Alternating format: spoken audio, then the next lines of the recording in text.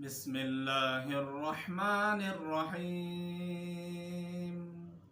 يسألونك عن الشهر الحرام قتال فيه قل قتال فيه كبير وصد عن سبيل الله وكفر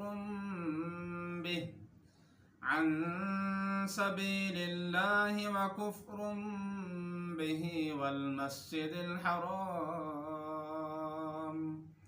وإخراج أهله منه أكبر من عند الله والفتنة أكبر من القتل ولا يزالون يقاتلونكم حتى يردوكم عن دينكم إن استطاعوا ومن يرتدد منكم عن دينه فيمت وهو كافر فأولئك حبطت أعمالهم في الدنيا والآخرة وأولئك أصحاب النار هم فيها خالدون. إن الذين آمنوا والذين هاجروا وجاهدوا في سبيل الله أولئك يرجون رحمة الله والله غفور رحيم. يسألونك عن الخمر والميسر قل فيهما إثم كبير ومنافع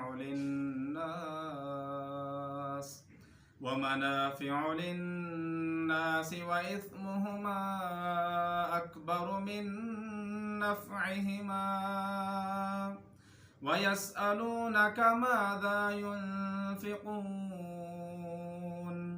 قل العفو كذلك يبين الله لكم الآيات لعلكم تتفكرون في الدنيا والآخرة.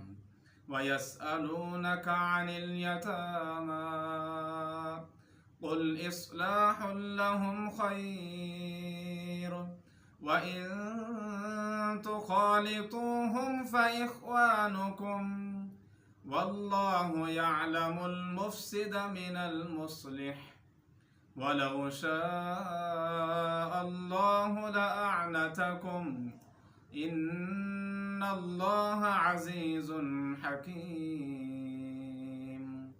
ولا تنكحوا المشركات حتى يؤمن ولأمة مؤمنة خير من مشركة ولو أعجبتكم ولا تنكحوا المشركين حتى يؤمنوا ولعبد مؤمن خير من مشرك ولو أعجبكم أولئك يدعون إلى النار والله يدعو إلى الجنة والمغفرة بإذنه ويبين آياته للناس لعلهم يتذكرون.